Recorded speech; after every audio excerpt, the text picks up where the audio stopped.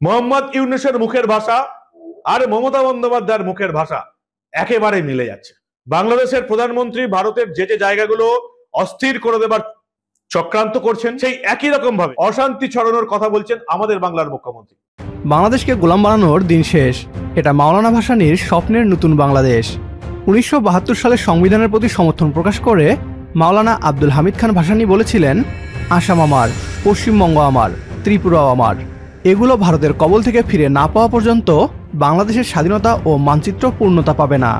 মাওলানা ভাসানীর স্বপ্নের সেই বাংলাদেশ এবার বাস্তবে রূপ নিতে চলেছে, পূর্ণতা পেতে চলেছে বাংলাদেশের লাল সবুজের মানচিত্র। শেখ হাসিনার পতনের মধ্য দিয়ে বাংলাদেশ ভারতের দাসত্ব থেকে মুক্ত হয়েছে। এবার পশ্চিমবাংলা সহ উত্তর পূর্বের 7 রাজ্য, যেগুলোকে 7 সিস্টার্স বলা হয়, তারাও ভারতীয় দাসত্ব থেকে মুক্ত হওয়ার পথে। এবার পশ্চিমবাংলা সহ উত্তর পূর্বের রাজ্যগুলোতে ছড়িয়ে যাচ্ছে ভারত বিরোধী আগুন। বাংলাদেশের পক্ষ হয়ে মমতা ব্যানার্জি মাঠে নেমে গিয়েছে। বাংলাদেশকে দখল নয়, এবার ভারত তাদের 8 রাজ্যকে হারাতে বসেছে বাংলাদেশের কাছে। বাংলাদেশ অবিভক্ত গ্রেটার বাংলাদেশে পরিণত হতে চলেছে। এ নিয়ে কি বলছে পশ্চিমবাংলার মিডিয়া, আসুন তা দেখি। এটা বাংলাদেশ। মোদি বাবু, আপনার পার্টিকে দিয়ে আগুন লাগাচ্ছেন।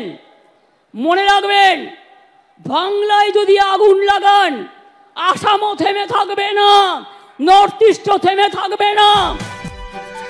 আপনারা জানেন, তৃণমূলের নেতাদের বিরুদ্ধে রোহিঙ্গা জঙ্গিদের আশ্রয় দেওয়ার অভিযোগ রয়েছে, বাংলাদেশি অনুপ্রবেশকারীদের আশ্রয় দেওয়ার অভিযোগ রয়েছে।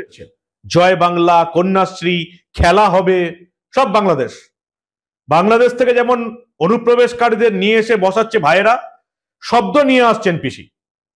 কিন্তু এবারে তিনি যেটা ঘটালেন সেটা একেবারে অভূতপূর্ব।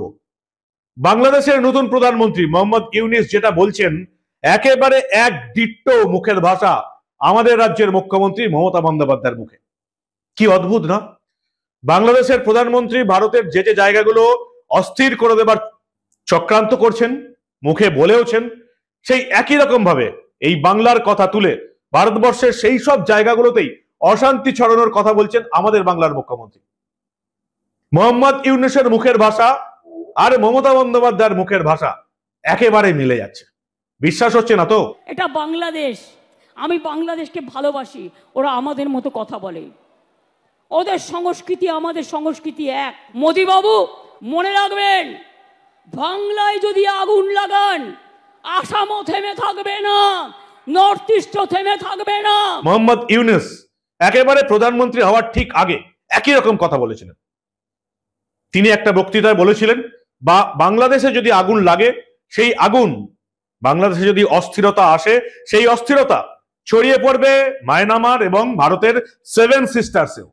বাংলাদেশকে নিয়ে ভারত যে খেলায় মেতেছিল, সেই খেলায় যে নতুন বাংলাদেশ তাদের গোল খাইয়ে দিবে তা কল্পনাও করতে পারেনি মোদী সরকার। বাংলাদেশে আগুন লাগিয়ে আবারও বাংলাদেশিদের উপর শেখ হাসিনাকে চাপিয়ে দিতে যে পরিকল্পনা করেছিল ভারত, সেই আগুনে বাংলাদেশ নয়, এবার পশ্চিমবাংলা সহ পুরো উত্তর পূর্ব রাজ্য পুড়ে যাচ্ছে। ডক্টর মোহাম্মদ ইউনূসের সতর্ক বার্তাকে পাত্তা না দিয়ে ভারত যে বড় ভুল করেছিল, এবার তা হারে হারে টের পাচ্ছে মোদী সরকার। ছাত্র জনতার নতুন বাংলাদেশ এটি। এই বাংলাদেশের ক্ষতি করার চেষ্টা করে ছাড় পাবে না কেউ। প্রিয় দর্শক, মাওলানা ভাসানীর স্বপ্নের সেই মানচিত্রকে যদি আপনিও সমর্থন করেন, তাহলে কমেন্ট বক্সে ইয়েস লিখে জানিয়ে দিন আমাদের। সেই সাথে ভিডিও শেয়ার করে দেখার সুযোগ করে দিন আপনার বন্ধুদের। পরবর্তী ভিডিও দেখার আমন্ত্রণ জানিয়ে বিদায় নিচ্ছি আজ। আল্লাহ হাফেজ।